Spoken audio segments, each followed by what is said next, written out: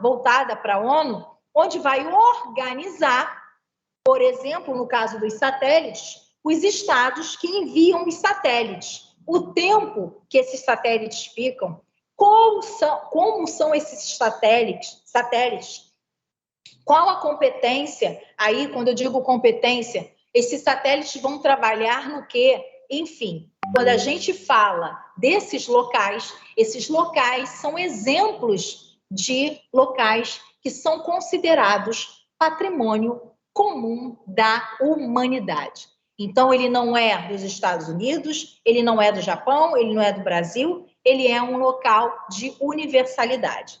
E uma outra coisa que eu quero chamar a atenção. Quando a gente fala desses locais, não é porque esses locais são considerados locais de patrimônio comum universais que eles não vão ter legislações próprias, senão vira uma bagunça. Todo mundo manda o satélite que quer, a qualquer momento, e vira uma bagunça. Não, você tem legislações internacionais que vão estar organizando esses locais, como, por exemplo, quando a gente fala da Antártica, você tem estações de pesquisa, inclusive o Brasil tem uma estação de pesquisa na Antártica, para pesquisar esses animais, para pesquisar a questão marinha desse local. Então, essas estações, elas só estão nesses locais porque você tem aí uma legislação própria para poder organizar esses países que têm um fim específico somente de pesquisa, tá bom? Não de soberania, mas de pesquisa sobre esses determinados locais, ok? Então, vamos colocar aí, porque esse tema ele não é muito longo, é um tema bem curto, tá? Mas é importante a gente saber que locais são esses que são considerados locais de patrimônio comum. Então, o nosso tema de hoje é patrimônio comum da humanidade. Então, vocês vão colocar aí o conceito, tá? Coloquem o seguinte conceito. Corresponde a regiões que não estão, corresponde a regiões que não estão, vou repetir, corresponde a regiões que não estão sob o domínio direto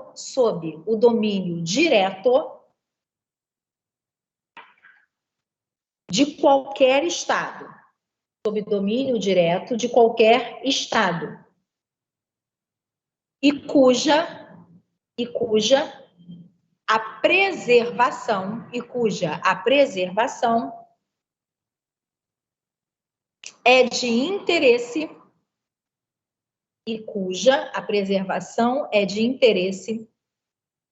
de toda a humanidade.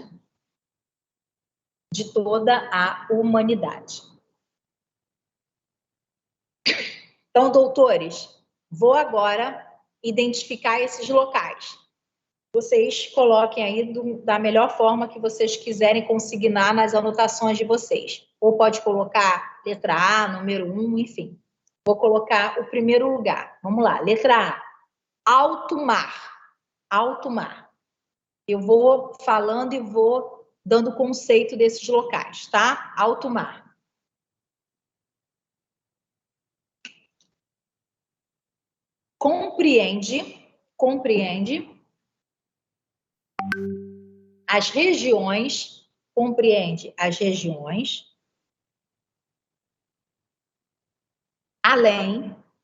Compreende as regiões, além da zona econômica exclusiva. Nós falamos sobre essa zona ontem, tá? Compreende as regiões além da zona econômica exclusiva dos estados.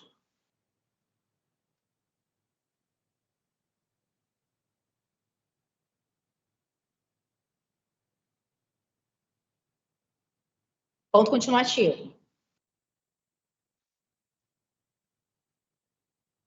Este local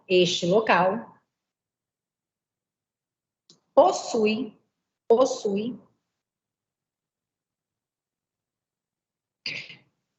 uma forma possui uma forma de organização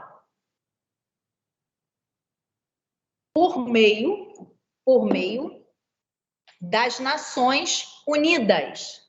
Por meio das Nações Unidas. Então, esse local possui uma forma de organização por meio das Nações Unidas.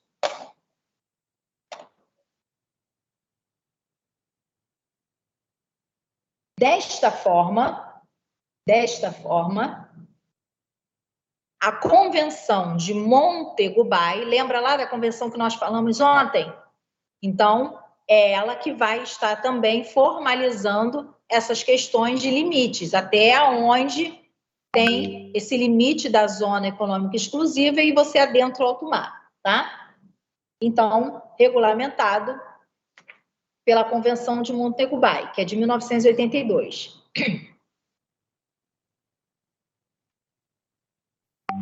A exploração, ponto continuativo, a exploração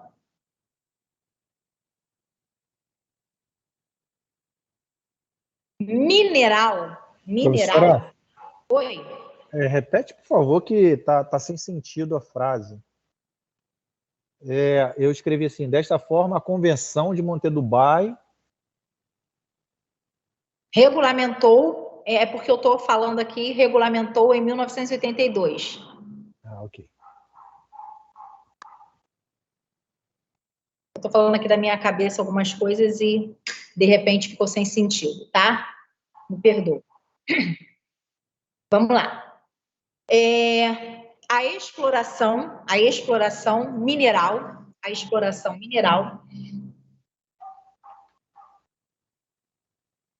desta área, a exploração mineral desta área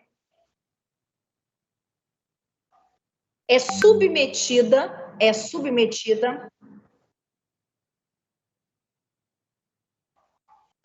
ao controle,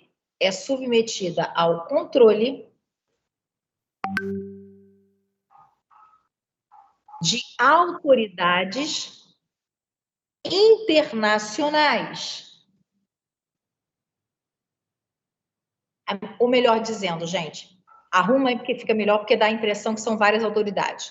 Autoridade internacional, que é uma única autoridade vinculada à ONU, tá? Autoridade internacional. Tira esse S aí, porque dá a impressão que são várias e é uma única só. Autoridade Internacional de Fundos Marinhos. Autoridade Internacional de Fundos Marinhos. Criada com o objetivo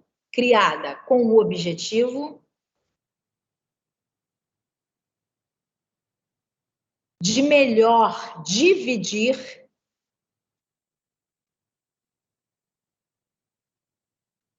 os resultados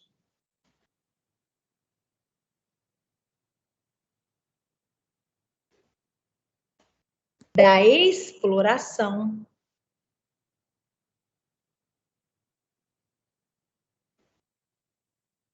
das atividades em alto mar, da exploração das atividades em alto mar.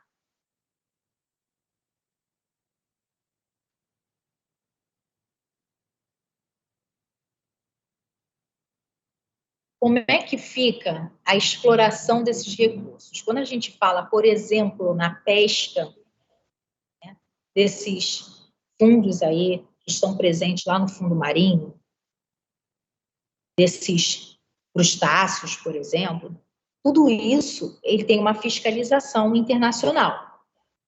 Só que a própria ONU, ela aconselha que países que tenham uma pequena extensão ou quase nenhuma extensão de mar possam aí ceder recursos como, por exemplo, ligados à alimentação, de pesca, exemplo, possam ceder esses recursos para os seus estados vizinhos, tá? Mas isso é um aconselhamento, porque há também a utilização de outros recursos, e essa utilização, elas são organizadas por meio de royalties. tá? E aí você tem para onde vai esses fundos, que aí é uma legislação própria que eu também não tenho, assim, o conhecimento total. Folha, por favor. Folha, obrigado. Oi? Peraí, acho que está aberto aqui no microfone. Peraí. Ah, tá. Então, gente, é uma legislação muito específica. Desculpa, professora. Não tem problema. Vai estar dentro dessa esfera do direito marítimo, tá? E aí você tem profissionais especialistas nesse ramo aí, então eu não posso asseverar para vocês todas as legislações internacionais também referentes à questão marinha, tá? Mas para que vocês tenham assim um conhecimento básico, e aí para poder especificar, você tem que ter um conhecimento mais restrito dessa área, e que eu não vou saber dizer para vocês com relação a esses fundos de royalties, tá? Mas, basicamente, é isso. Você tem a fundação, ou melhor dizendo, você tem organização dentro da ONU que trabalham somente com essa fiscalização, com a imposição desses recursos que são aí retirados por alguns estados dentro do alto mar. Até mesmo porque, se você não tiver essa fiscalização e não tiver essa organização, vai ser uma briga de todos os países que querem se utilizar desse local, que, na verdade, é um local que é de todos. Então, para que não haja essa utilização de forma errônea, para que não haja aí os recursos marinhos também com relação à preservação ambiental, você tem órgãos dentro da ONU que fiscalizam e trabalham nesses locais para que esses locais sejam locais específicos com fim de pesquisa, tá bom? Vamos agora para outro local, Antártica. Alguns chamam de Antártica, outros chamam de Antártida, tá bom? A nomenclatura, ela é correta das duas formas. Então, coloquem aí Antártica ou Antártida, as duas formas estão corretas. Local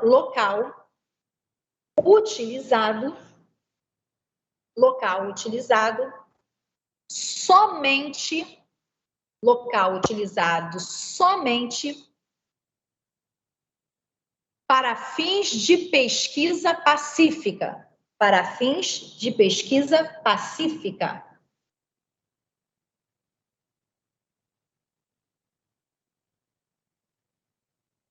Coloca um ponto continuativo e coloca o seguinte. Trata-se de uma, abre aspas, reserva. Trata-se de uma reserva natural dedicada à paz e à ciência. Uma reserva natural dedicada à paz e à ciência. Fechou aspas. Por que eu estou falando que é uma área dedicada à paz, à ciência, uma questão pacífica? Por quê?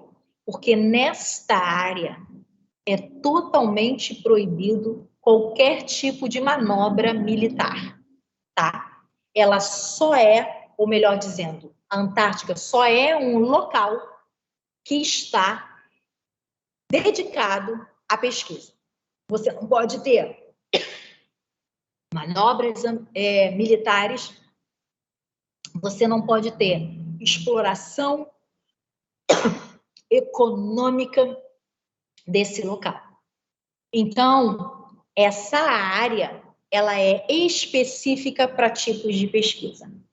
Professora, se eu tenho o alto mar que está sob uma formalização da Convenção de Montego Bay e Antártica, eu também tenho uma convenção.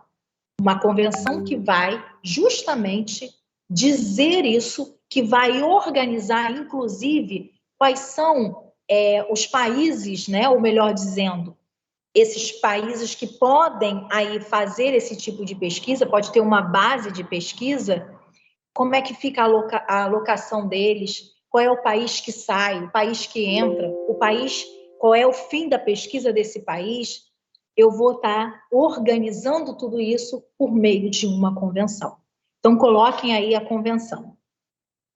O uso desta região é regulado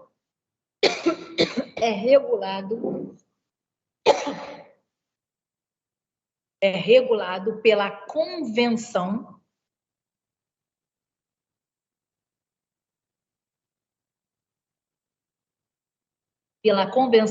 da Antártica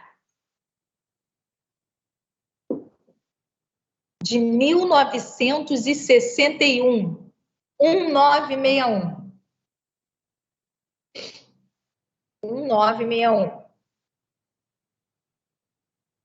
que foi renovada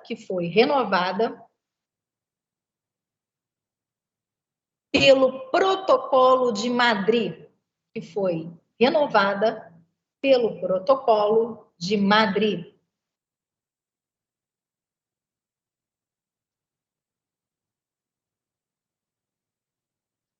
Ok? Então, esse espaço que é a Antártica ou a Antártida é um espaço reservado somente para fins de pesquisa, onde a convenção aí da Antártica vai estar regulamentando como que esse espaço vai ser utilizado para pesquisa, né? O Brasil tem uma base de pesquisa lá. Agora vamos para outro espaço geoestacionário. Antes da gente conceituar esse espaço geoestacionário, eu falei com vocês já, e eu acho que até nós tivemos a oportunidade de assistir uma palestra com um ex-aluno meu, que eu fui orientadora dele do TCC, que ele falava sobre justamente o lixo do espaço geoestacionário. Eu estive nessa palestra, professor. Assistiram? Foi bem interessante. Então, olha, justamente sobre isso que a gente vai falar. Olha que legal. A gente pensa em meio ambiente e a gente pensa no meio ambiente, logo vem a nossa cabeça. Por exemplo, lixo. Aí a gente pensa lá no lixo que é jogado no rio, o rio que fica assoreado, o lixo que é jogado no valão, e aí quando vem fortes chuvas, invade água, invade casa. A gente pensa nisso, né? Naquele monte de lixo que é jogado a todo momento pela população, por diversos tipos de pessoas, enfim. E a gente tem essa coisa do meio ambiente dentro desse aspecto. E o lixo geoestacionário? Me digam, que lixo seria esse? Seria o saco da minha casa que eu produzi o lixo durante a semana? Que lixo seria esse que fica lá no espaço geoestacionário? Me fala aí, alguém. Essa corrida espacial aí, né? São satélites abandonados que ficam lá, e às vezes são desativados, e peças de foguetes, né? Tudo isso que é lançado no espaço, e ele é abandonado lá e às vezes fica na órbita da Terra. E nessa palestra ele falou que não é pouca coisa, não. É muita coisa que está lá largada lá no espaço. Perfeito. É justamente isso. Então, se nós formos imaginar cada satélite que é lançado no espaço, e lá ele fica, né? Porque ele tem, todo satélite tem um tempo de vida.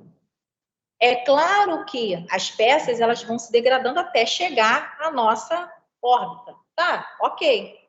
Só que já tivemos casos, e ele até comentou sobre isso, de peças que conseguiram passar pela atmosfera e chegaram até degradar alguma casa ou chegaram num pasto, enfim.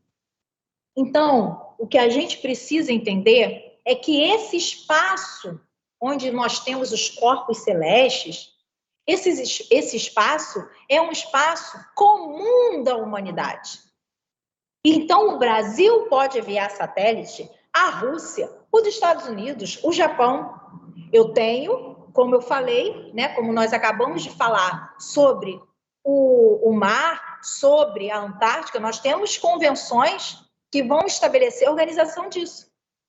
Mas, até hoje, nós ainda não temos nenhuma, não vou nem dizer legislação, nós não temos nenhuma política que vá realmente dizer como é que esse lixo aí vai sair desse espaço, tá? Então, isso também é interessante para que a gente perceba, dentro dessa esfera de local de patrimônio comum, que há também esse problema e que ainda não se teve uma solução prática sobre essa questão. Então, vamos colocar aí esse espaço geoestacionário, vamos colocar o conceito. Compreende a região ao redor da Terra. Compreende a região ao redor da Terra. Em uma altitude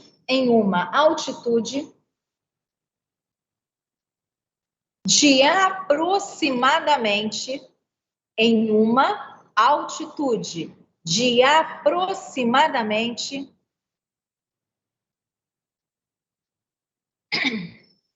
36.000 quilômetros. 36.000 quilômetros acima do Equador. 36.000 quilômetros acima do Equador.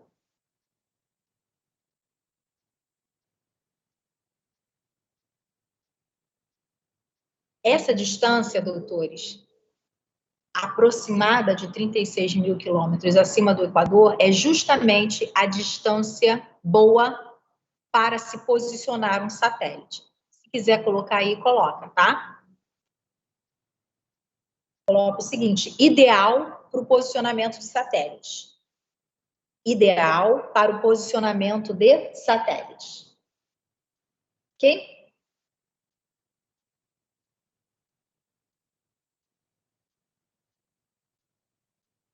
Então, essa região, apesar dela ser patrimônio comum da humanidade, ela é uma região que você tem uma organização internacional que vai estar aí também dirimindo, também aí, né, administrando essa região, ok?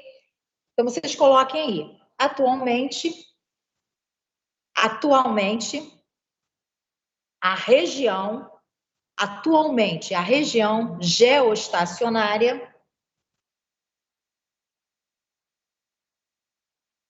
é dividida, atualmente, a região geoestacionária é dividida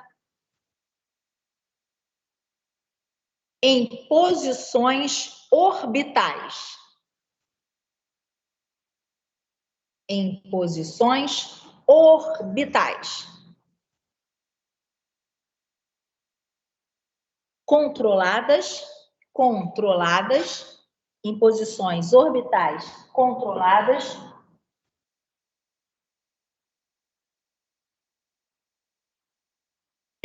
pela União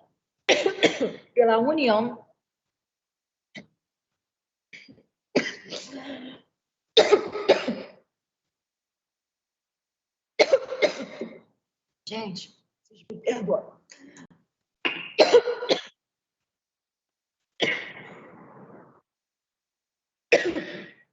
Vocês me perdoem que eu tô com a minha garganta muito ruim. Tem que tomar um remédio, professora, para tosse. Não, não é só tosse, não. Eu vou procurar um especialista, um otorrinolaringologista, porque a minha garganta, ela está direto assim.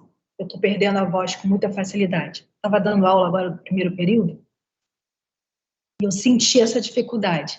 Agora, falando com vocês, a minha garganta arranhou muito, está doendo muito. Então, eu acredito que eu precise fazer algum tratamento, porque ela já está falhando mesmo. Vocês estão vendo que toda hora eu estou tomando água, mas mesmo assim, a tosse, que eu pigar, está muito grande. Vamos professor, tentar. então tu posta o material pra gente escrito, para você não ficar forçando a tua garganta nessa situação. Vamos fechar. Eu parei na União Internacional, né? União Internacional de Telecomunicações. União Internacional de Telecomunicações.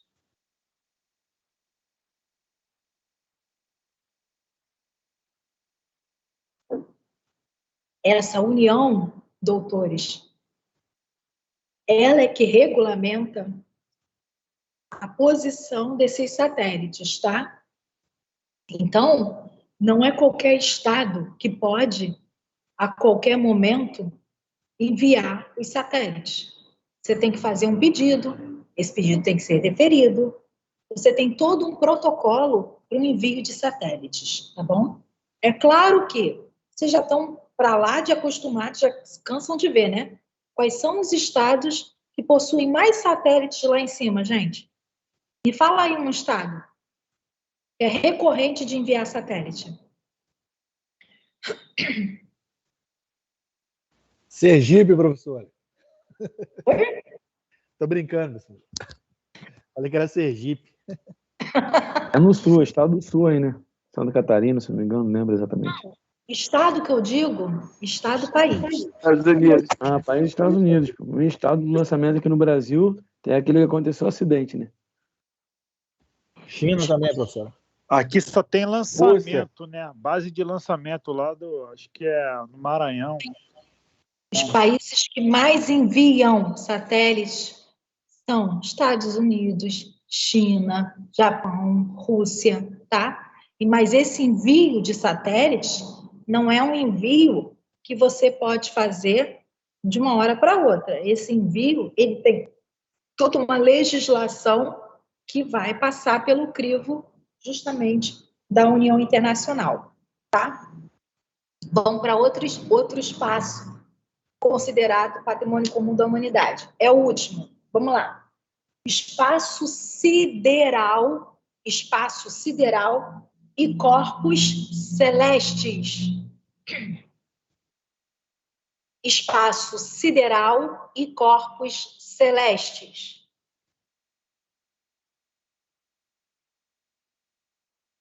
Regulamentado por um tratado em 1967. Em 1967.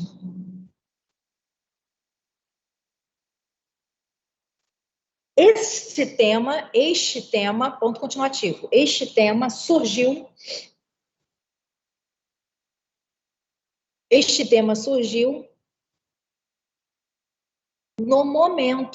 no momento dos esforços do homem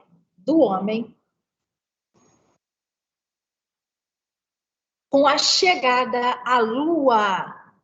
Do homem com a chegada à Lua.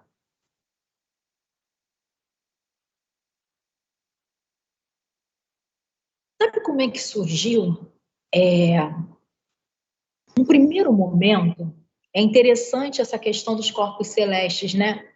Que no primeiro momento se tinha como se fosse assim uma maratona de quem chegasse primeiro. Porque olha bem, quando eu falo patrimônio comum, significa dizer que é de todos. Mas quando eu falo que é um local res nullis, ou seja, terra de ninguém, res, coisa, nullis, ninguém. Então, eu estou dizendo o seguinte, se é res nullis, significa dizer que quem chegar primeiro, leva.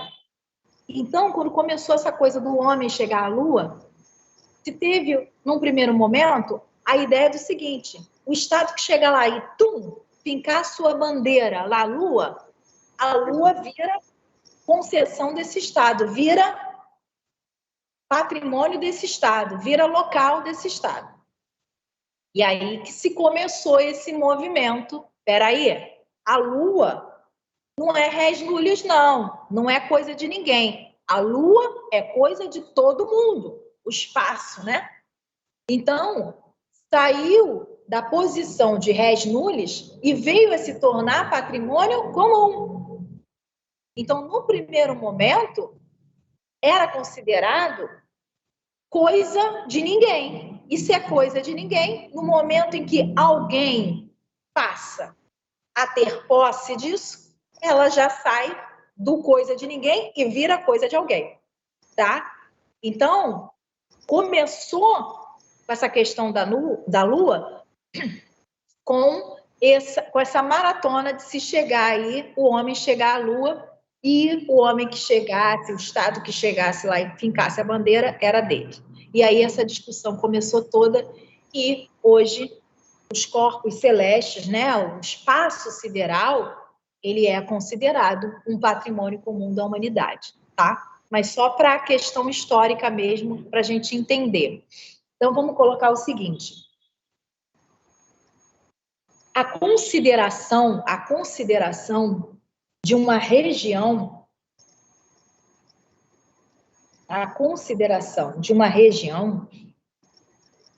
como patrimônio comum da humanidade,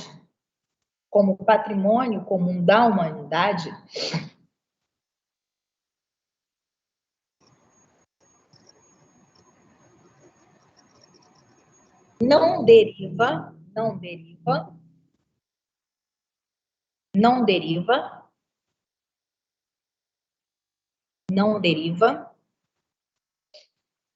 de um raciocínio técnico jurídico,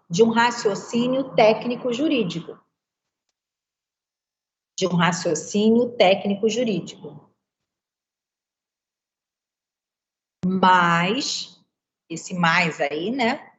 Contudo, todavia, mas de uma discussão política,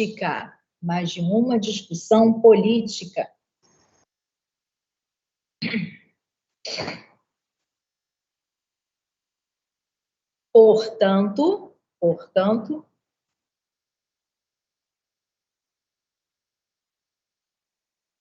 estas regiões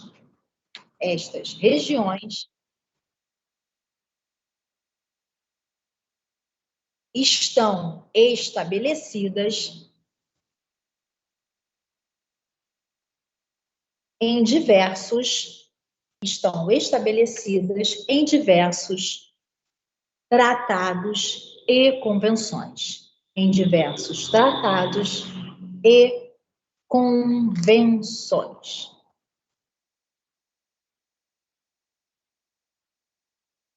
Ok, doutores?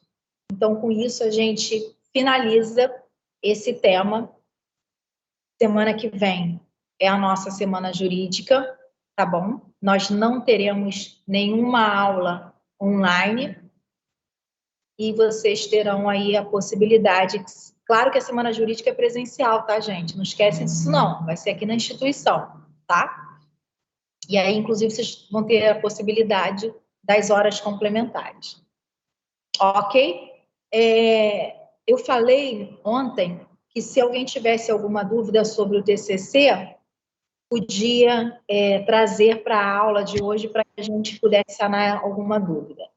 Alguém tem alguma dúvida com relação a algum aspecto relacionado aí ao TCC? Eu, professor. Pode falar. Professor, eu posso mudar o título agora ou tenho que botar o mesmo lá do projeto? Pode.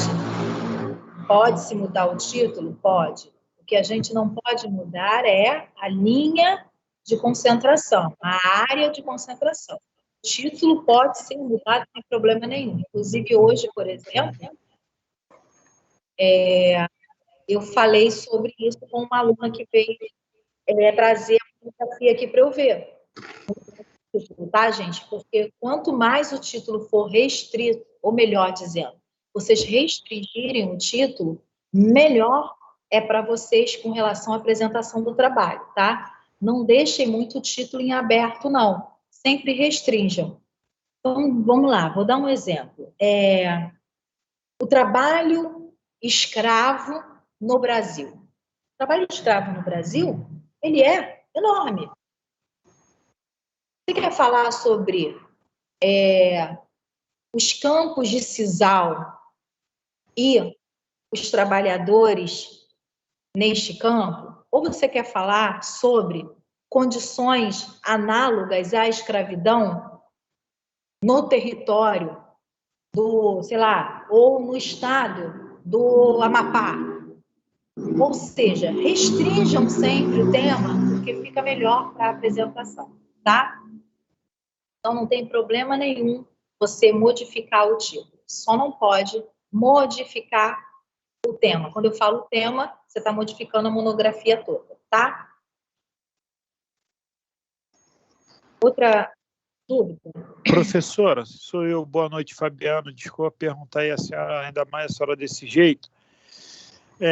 Nós temos até dia 3 para entregar o TCC concluído para o professor, não é isso? Não. Até a apresentação, a gente pode fazer alguma alteração para melhorar, alguma coisa assim? Então, depois que fizer a entrega? A pergunta do Fabiano é uma pergunta pertinente que talvez muitos tenham dúvida e vamos sanar essa dúvida aí para a gente não perpetuar essa dúvida até a semana da entrega, tá? Inclusive, um aluno me perguntou ontem, mas talvez alguns alunos já tivessem saído da sala virtual. Olha só, o trabalho que vocês precisam entregar aqui na secretaria da instituição, vocês vão entregar o trabalho que vai ser encadernado. Esse trabalho que vai ser encadernado, vocês vão no ato da entrega, vai assinar a sua ata lá que você entregou. Esse mesmo trabalho vai para a banca no dia da apresentação. Por quê? Porque os professores precisam ter acesso antecipadamente ao trabalho de vocês, porque eles precisam ler esses trabalhos. E aí, o que vai acontecer? Vamos supor que depois que você entregou o trabalho aqui na secretaria, é o que eu falei ontem, isso já aconteceu comigo. Você verificou, isso é comum acontecer. Você verificou que há um erro de digitação. Então, você escreveu a palavra escassez, e aí escassez saiu com S no final. Aí, o que você faz? Você coloca lá, a palavra escassez está na página 20, você vai colocar lá, errata. Leia-se escassez. Leia-se escassez, você vai colocar da forma correta. Página tal. Tem um outro erro lá de digitação. Você vai colocar o erro e vai colocar lá, leia-se, página tal. A errata, ela pode ser feita a qualquer momento, é claro, qualquer momento que eu digo até a hora da apresentação, né? E aí, quando você vier no dia da sua defesa, você vai trazer uma folhinha de errata. E é essa folhinha aí que você percebeu que há um erro de escrita, um erro de digitação, um erro de concordância, ou um erro de paginação, tá? O que não pode acontecer é você trazer um novo trabalho. Agora, a errata, ela é plenamente possível. Você só vai trazer essa folha e no momento em que você for se apresentar, você vai se dirigir à banca e vai entregar a mim essa folha, eu vou colocar dentro do seu trabalho e ali vai ter a errata, tá? Sem problema nenhum. Uma outra coisa importante que a gente precisa sanar hoje. Professora, o meu orientador não assinou ainda a minha monografia. Vai dar tempo? Gente, não se preocupa com isso. Não pode o fato do orientador não ter assinado ainda a monografia ser óbice para a entrega. Você vai entregar na secretaria o seu trabalho, bonitinho, encadernado, uma só, tá? Uma só cópia, por favor, é uma cópia só. não esquecendo de tirar cópia somente da capa ou da contracapa, tá? E deixar ali dentro do trabalho. Uma cópia só solta, você vai deixar ali dentro do seu trabalho, não grampeia nem nada. Por que isso? Porque essa capa ou essa contracapa que tem o seu nome e o tema, vai lá para o orientador para que ele possa, no final, colocar, se ele quiser, lá no currículo Lattes dele, que ele foi o seu orientador naquele tema, tá? Basicamente é para isso. E aí, o meu orientador, exemplo, não assinou, não deu tempo de assinar. Entrega da mesma forma. Quando chegar no dia da apresentação, ele vai assinar. Se ele não estiver no dia da sua apresentação, por exemplo, na hora da sua defesa, qualquer professor da casa pode fazer uma assinatura ad hoc. Eu posso assinar, o professor Rodrigo Plaza pode assinar. O que não pode acontecer é ficar sem assinatura. Por quê? Porque no momento que vocês defendem, a monografia de vocês ela é assinada e tem aí a nota, e é devolvida para vocês. A questão do pendrive, só no semestre que vem, que se vai se organizar os grupos para que vocês levem lá para a biblioteca e o bibliotecário responsável vai colocar no banco de dados a monografia de vocês, tá bom, gente? Então, fiquem tranquilos com relação a essa questão da assinatura do orientador. Se porventura não der tempo hábil dele assinar até a entrega aqui na secretaria, não tem problema. O que não pode acontecer é você deixar de entregar.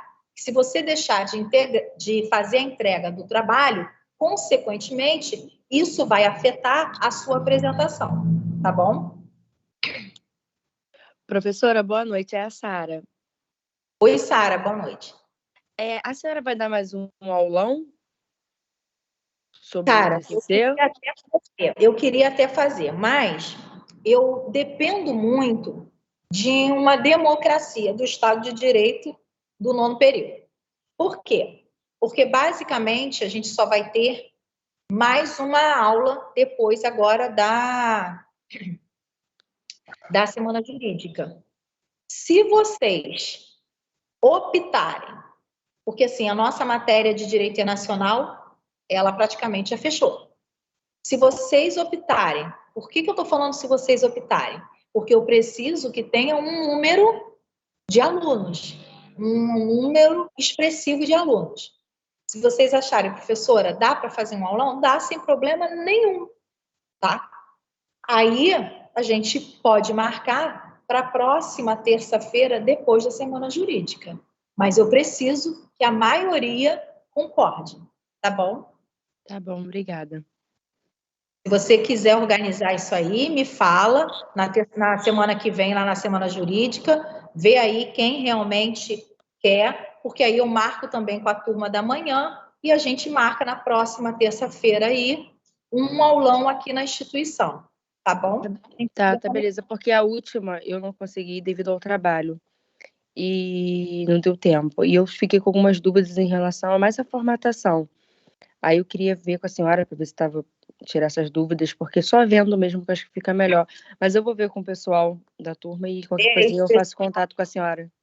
Se organizem na semana jurídica, tá? Me fala ou passa uma mensagem para mim. Ah, professora, a gente preferiu ter um aulão. Se for o caso, na terça-feira eu faço esse aulão para vocês. Quem quiser, traz o trabalho, né? O trabalho impresso para eu poder dar uma olhada, mesmo que não seja a minha matéria, a minha disciplina diária de orientação, mesmo que seja, é direito do trabalho, mas aí eu dou uma olhada para ver se os temas estão concatenados, se o sumário está direitinho, pode trazer que eu verifico sem problema nenhum, tá?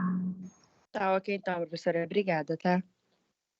Meus queridos, a gente então está finalizando a nossa aula de hoje, fiquem com Deus, tá bom?